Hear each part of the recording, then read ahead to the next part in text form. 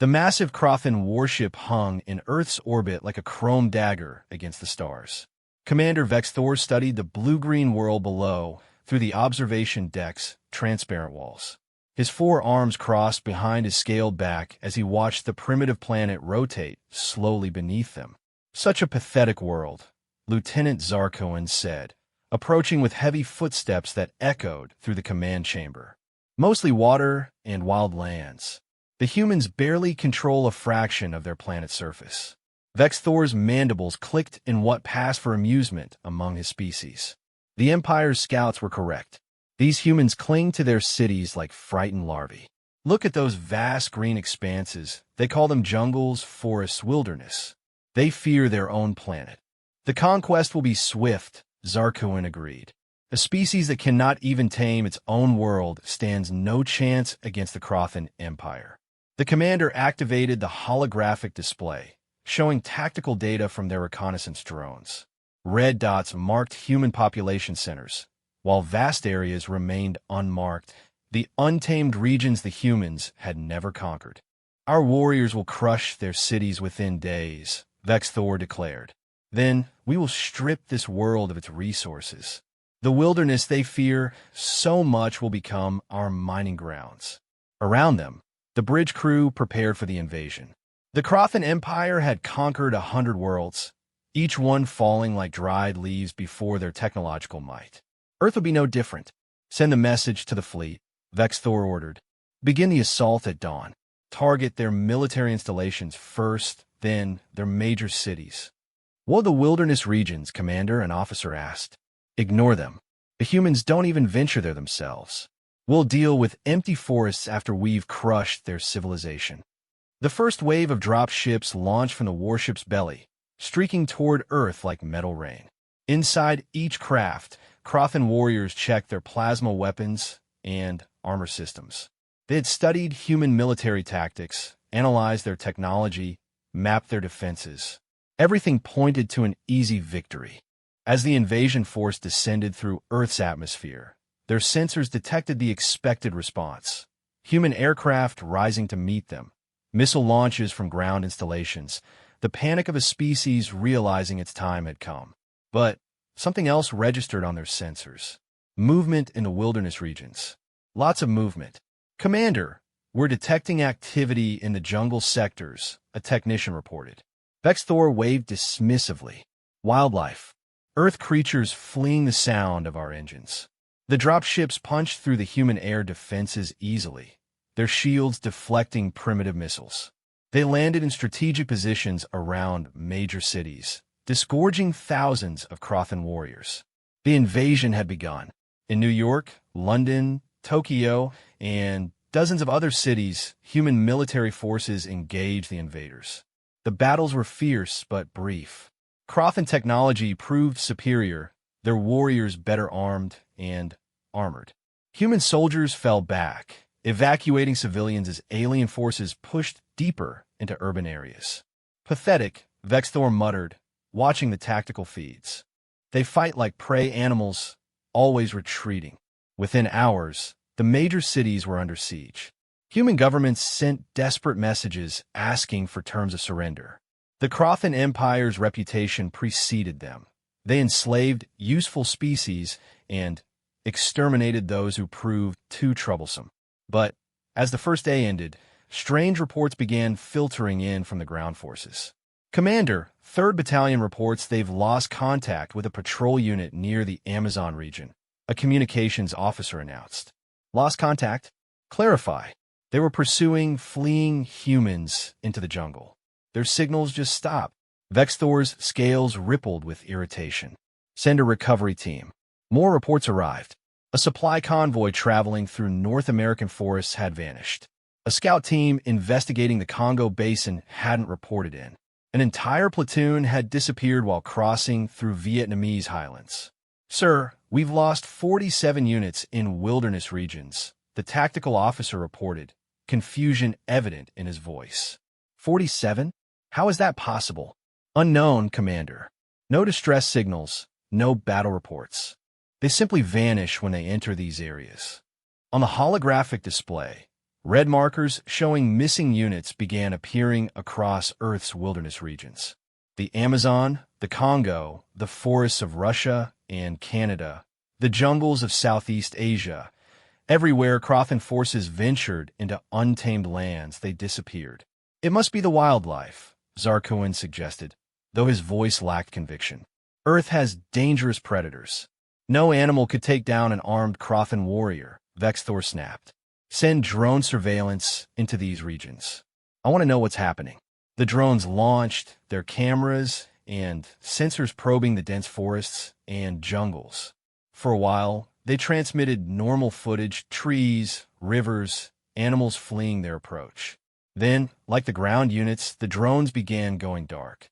One drone in the Amazon managed to transmit a final image before its signal cut out. The footage showed a Crothan warrior's helmet, cracked open and hanging from a tree branch like a trophy.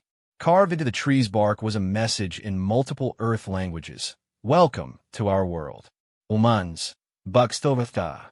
There are humans in those wilderness regions. Im docile, tsarkun protested. Our intelligence said humans avoid these areas. They have no cities there, no military bases. But the evidence mounted. A damaged drone limped back from the African jungle, its memory core intact. The footage it carried sent chills through even the battle-hardened Crotons. Humans moved through the dense forest like shadows, their bodies painted in mud and plant dyes. They wore no uniforms, carried no high-tech weapons. Instead, they used the jungle itself as a weapon. Vines became snares, rivers became traps. Every tree could hide a warrior who knew the land like their own heartbeat. The drone had recorded a Crothan patrol walking into what seemed like empty forest. Within seconds, they were surrounded, not by soldiers, but by humans who had lived their entire lives in these wild places. The Crotons' advanced sensors couldn't detect enemies who knew how to mask their heat signatures with mud, who moved without breaking twigs, who could remain motionless for hours. The battle, if it could be called that, was over in moments. Poison darts found gaps in armor. Weighted nets dropped from canopy heights. Pit traps opened beneath heavy Crothan feet. The patrol never had a chance to fire their weapons. These aren't their soldiers, the intelligence officer said, studying the footage. These are civilians, people who chose to live in the wilderness. Savages, Vexnor spat, but his voice carried a note of unease. More footage arrived from other regions. In the Russian forests, humans dressed in furs ambushed Crothan units during blizzards, using the weather and terrain against the invaders. In the Australian outback, Aboriginals who had lived on the land for thousands of years turned the desert into a death trap. Mountain peoples in the Andes, forest tribes in Borneo, nomads in the Sahara, all the humans who had chosen to live in harmony with Earth's wild places now defended them. Commander, the tactical officer's voice was strained. We've lost contact with 7th and 9th battalions. They were investigating the North American forests. How many warriors? 3,000, sir. 3,000 Crothan warriors gone. No massive battles, no heroic last stands. They had simply entered the forests and vanished like morning mist. Vexnor studied the tactical map, his 4 hands clenched. The cities were nearly theirs, but the wilderness regions had become death zones. Every attempt to enter resulted in missing units. The humans who lived in these places didn't fight like soldiers. They fought like the land itself had risen against the invaders. Recall all units to urban areas, he ordered finally. No one enters the wilderness regions until we understand what we're facing. Sir, Zarkan ventured carefully. The troops are growing nervous. They're calling the forests green death. Some refuse to patrol, even near wilderness boundaries. The commander's mandibles ground together. The Crothan Empire had conquered desert worlds, ice planets, even gas giant mining stations. But they had never faced an enemy that turned nature itself into a weapon. Double the city garrisons, Vexnor commanded. We'll starve out these wilderness fighters. Once we control the cities and food production, they'll have to surrender. But even as he gave the orders, doubt gnawed at him. The humans in the cities had fought bravely, but conventionally. These wilderness dwellers were different. They didn't just live in nature, they were part of it. And they were teaching the Crothan Empire a terrible lesson about the price of mocking Earth's untamed places. As night fell over the planet, Crothan warriors huddled in their city strongholds, weapons trained on the dark forests that surrounded them. Somewhere in those shadows, humanity's forgotten warriors prepared for the next phase of the war. The Empire had come to conquer Earth, but they had awakened something ancient and primal, the bond between humans and the wild places they called home. Maria crouched in the canopy, 60 feet above the forest floor, her weathered hands gripping a branch that had been her highway since childhood. Below, a Crothan patrol moved through the Amazon with all the grace of bulldozers, their heavy armor crushing delicate undergrowth, their weapons sweeping back and forth searching for targets. She clicked her tongue twice, a sound that could have been a bird to untrained ears. Across the patrol's path, Joao acknowledged with a similar call. They had tracked these invaders for 3 hours, letting them wander deeper into the green maze. The Crothans thought their technology made them superior. Maria smiled grimly. Technology meant nothing when you couldn't tell a poisonous vine from a harmless one, when you didn't know which mud would suck you down like quicksand, when every sound could be a predator or a human who moved like one. Her grandfather had taught her the old ways before the cities swallowed most of humanity. The forest doesn't care about your machines, he'd said. It only respects those who respect it. Now those lessons would save her world. The lead Crothan suddenly stopped, his 4 arms raising weapons in different directions. Their sensors had detected something. Maria remained perfectly still, her breathing shallow, her heartbeat slow. She had rubbed crushed leaves over her skin, plants that masked human scent and confused electronic sensors. The Crothan's head swiveled beneath his helmet, searching. A howler monkey's call split the air. Not from a monkey, from Carlos, stationed 100 meters north. The patrol spun toward the sound, weapons ready. Another call came from the south, then the east. The Crothans formed a defensive circle, confusion evident in their body language. Maria dropped. The vine she'd prepared took her weight perfectly, lowering her behind the patrol like a ghost. Her blowgun was already at her lips. The dart found the gap where the rear Crothan's helmet met his shoulder armor. The warrior had just enough time to grunt before the paralytic toxin from the golden poison frog took effect. By the time his squad mates noticed him falling, the forest had erupted. Weighted nets woven from strangler fig vines dropped from above. Logs studded with sharpened branches swung from the canopy. The ground itself betrayed them. What looked like solid earth was thin covering over pits filled with bamboo spikes. The Crothans' plasma weapons fired wildly, burning through trees and vines. But their enemy wasn't standing still for a firefight. The jungle people struck and vanished, struck and vanished. Every shot revealed a Crothan position without hitting a target. Joao emerged from a hollow tree trunk where he'd waited motionless for hours, his machete finding the joint in a warrior's armor. Anna rose from beneath a layer of leaf litter and mud, her spear crafted from ironwood piercing through damaged chest plating. Old Miguel, who had lived in these forests for 70 years, guided a panicked Crothan straight into a bog trap with nothing but thrown stones and misdirection. In minutes, it was over. 6 Crothan warriors lay defeated, their advanced weapons scattered uselessly among the ferns. Maria dropped to the ground and began stripping the bodies of useful equipment. They would study the technology, learn its weaknesses, adapt their tactics. They're learning, Joao said, cleaning his blade. This patrol was more careful than the last. Let them learn, Maria replied. We have been learning for generations. Across the planet, similar scenes played out. In the Canadian forests, First Nations warriors used knowledge passed down through centuries to turn the boreal wilderness into a nightmare for invaders. They guided Crothans onto thin ice, into valleys where avalanches waited, through paths where grizzlies protected their cubs. Young Robert Blackwolf watched through binoculars as a Crothan unit approached his people's ambush site.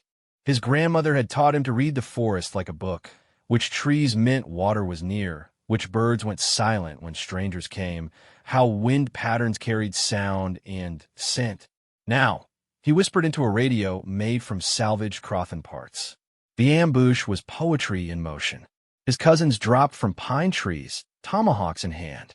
His sister Sarah triggered deadfalls that had taken days to prepare. His uncle used an old hunting rifle to deadly effect, picking off Crothans whose armor had been damaged by more primitive weapons. But it was the forest itself that proved the deadliest ally. Crothans who fled the ambush found themselves lost within minutes. Their navigation systems couldn't account for trees that all looked the same, for magnetic interference from iron deposits, for the way sound echoed strangely in the valleys.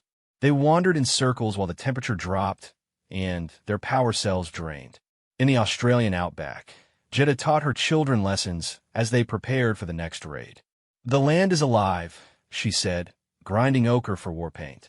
"These invaders see only empty desert, but we see every hiding spot, every source of water, every sign of movement." Her people had survived in the outback for 40,000 years. They knew how to find water where none seemed to exist, how to navigate by stars and wind patterns, how to become invisible against red rock and Spinifex grass. The Crothans' vehicles broke down in the heat and sand. Their water supplies ran out. Their communications failed in the vast emptiness. And always the desert people were there. Spears flew from behind rocks. Boomerangs struck with unexpected accuracy. Warriors appeared and disappeared like mirages, leading invaders into box canyons and salt flats where armor became an oven and weapons became dead weight. The Siberian forests told their own brutal story. Nikolai and his fellow hunters had lived through winters that would kill most humans. They knew how to move silently through snow, how to use blizzards as cover, how to turn the cold itself into a weapon. Crothan patrols found their vehicles wouldn't start after nights where temperatures plunged. Ice formed inside their armor joints. Their energy weapons lost power in the extreme cold. And always, the hunters watched from positions dug into snowbanks, wrapped in furs that had kept their ancestors warm for millennia. When they struck, it was during the worst storms. Arrows and bullets found their marks between armor plates made brittle by cold. Avalanches buried entire units. Warriors who survived the ambushes froze to death, trying to find their way back to base, their high-tech navigation systems useless in the whiteout conditions. In the cities, human military commanders noticed the pattern. General Sarah Chun studied reports from around the world, a map before her marked with thousands of incidents. "They're not random attacks," she told her staff. "Look at the timing, the locations. The wilderness fighters are coordinating." It was true. The jungle people, forest dwellers, mountain tribes, and desert nomads had found ways to communicate. Ancient trade routes became intelligence networks. Traditional songs carried coded messages. Drums and smoke signals conveyed tactical information faster than the Crothans could intercept and decode them. "How many are there?" Colonel Martinez asked. Shin pulled up estimates. "Best guess. 300 million humans live in wilderness regions worldwide. Not all are fighters, but even if only 10% are combat capable. 30 million guerrilla fighters who know their terrain perfectly," Martinez finished. "The Crothans are used to conventional warfare. They have no doctrine for this." The proof came daily. Commander Vexnor's forces controlled most major cities, but they couldn't venture beyond urban boundaries. Supply lines through wilderness areas were impossible to maintain. Aircraft flying over forests faced projectiles that damaged engines. Not missiles, but simple stones and arrows launched with deadly accuracy. The psychological effect on Crothan troops was devastating. Warriors who had conquered dozens of worlds refused to enter forests. They spoke in whispers of humans who could vanish into trees, who could hold their breath underwater for impossible lengths, who seemed to command the very animals. Some stories were exaggerated, but many were true. In India, Mahouts who had worked with elephants for generations turned the great beasts against Crothan vehicles. In the Arctic, Inuit hunters used trained sled dogs to harry patrols and destroy equipment. Amazon tribes who had lived alongside jaguars and caimans for centuries knew how to drive predators toward enemy positions. Commander Vexnor stood in his command center in occupied New York, studying reports that made no sense. His mighty empire was being bled dry by humans who used no energy weapons, who had no shields, who communicated with drums and bird calls. "Sir," his intelligence officer reported, "we've intercepted communications between the city resistance and the wilderness fighters. They're planning something." "Show me." The hologram displayed message fragments. Talk of moon phases, seasonal changes, migration patterns. It meant nothing to the Crotons, but Chun and her staff understood. The wilderness fighters were timing their actions to natural cycles, using knowledge the invaders couldn't comprehend. As autumn approached in the northern hemisphere, the attacks intensified. Forest fighters knew that falling leaves would make ambushes easier. Mountain people knew which passes would soon be blocked by snow. Desert dwellers knew sandstorm season was coming. Maria stood at the edge of the Amazon, watching smoke rise from a distant Crothan base. Around her, hundreds of her people prepared for the next phase. They had weapons taken from fallen enemies, but, more importantly, they had knowledge the invaders would never possess.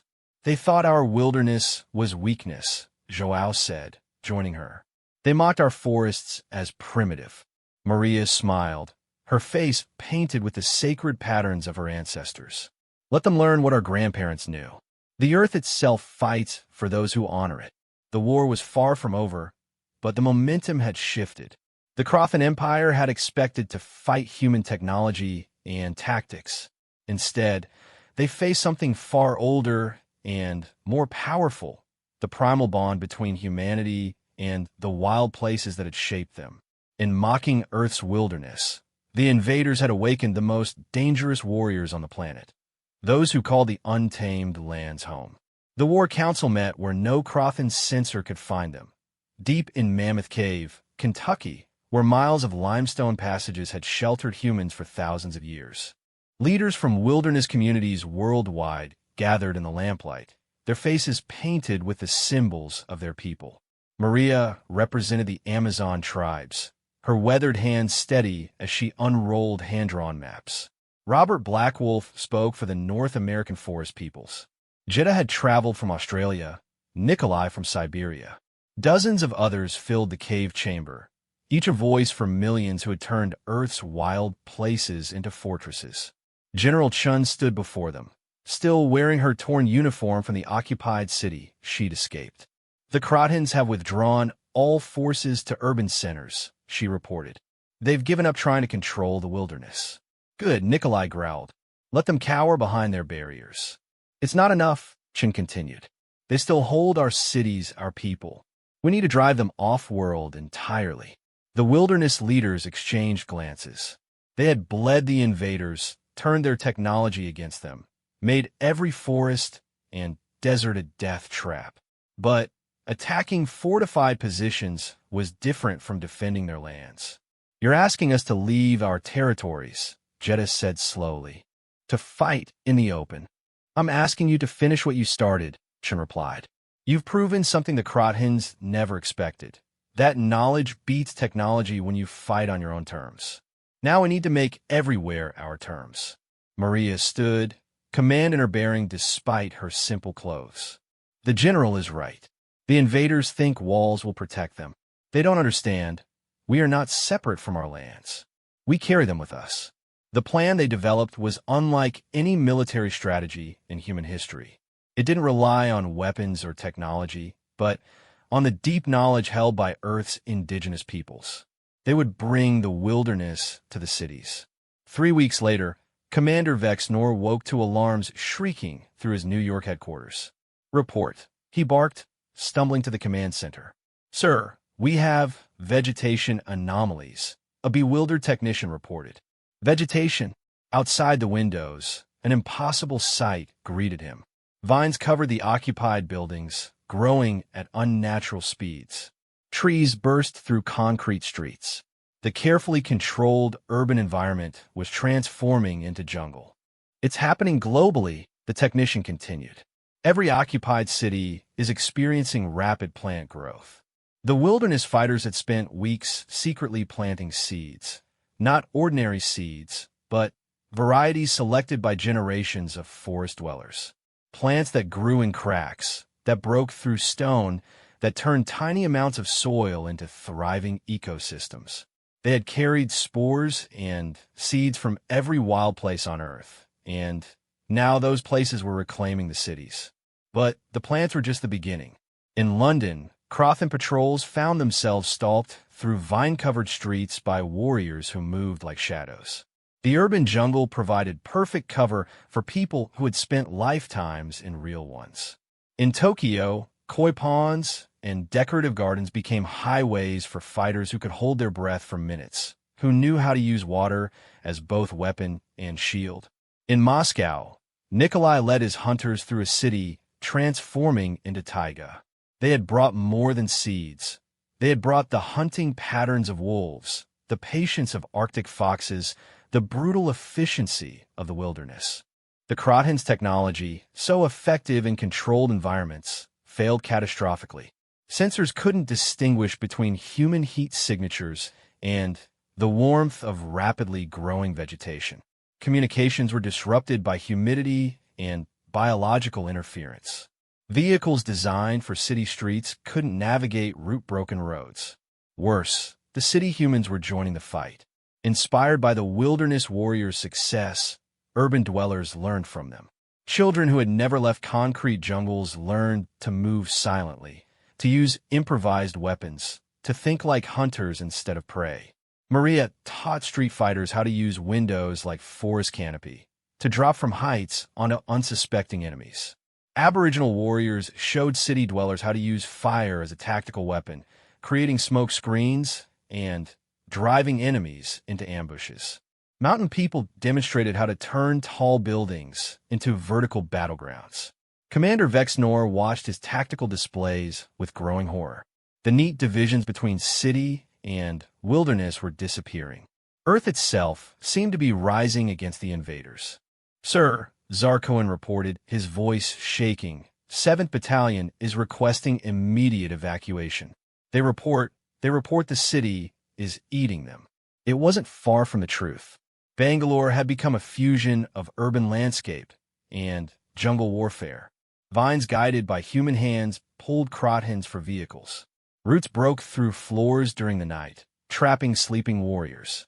Insects and small animals, directed by people who understood their behavior, infiltrated Crothan shelters and destroyed equipment.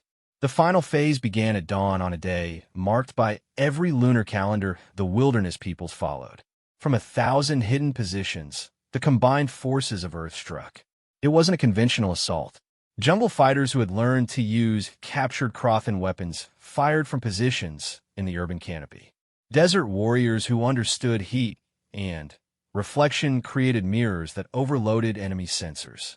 Arctic hunters who knew ice and cold froze critical systems with improvised chemical weapons. But most devastating was the psychological warfare. The Crothans heard drums in the night, different rhythms from every culture, but all carrying the same message. This is our world.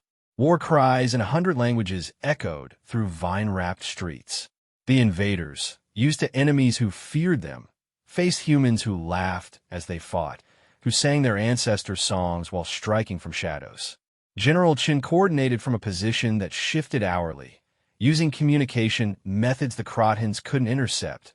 Runners who knew the changing city maze. Signals passed through planted vegetation, codes based on animal calls.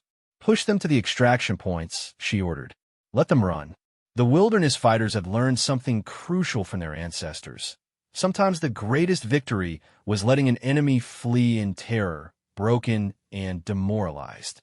They harried the Crothans toward their landing zones, striking anyone who turned to fight, but allowing retreat.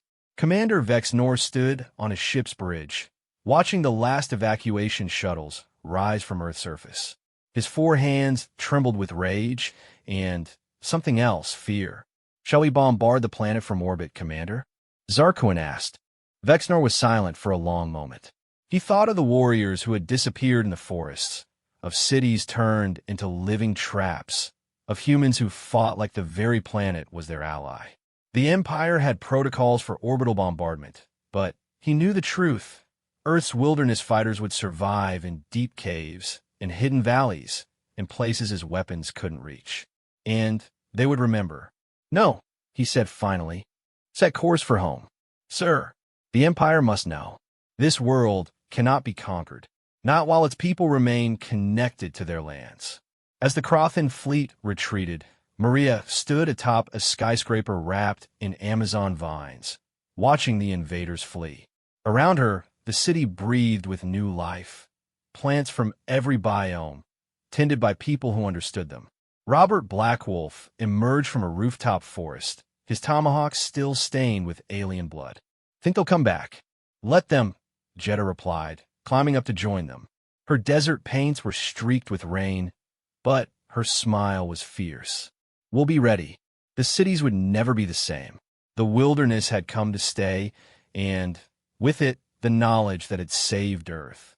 Children would grow up learning both mathematics and animal tracking, studying technology alongside plant lore.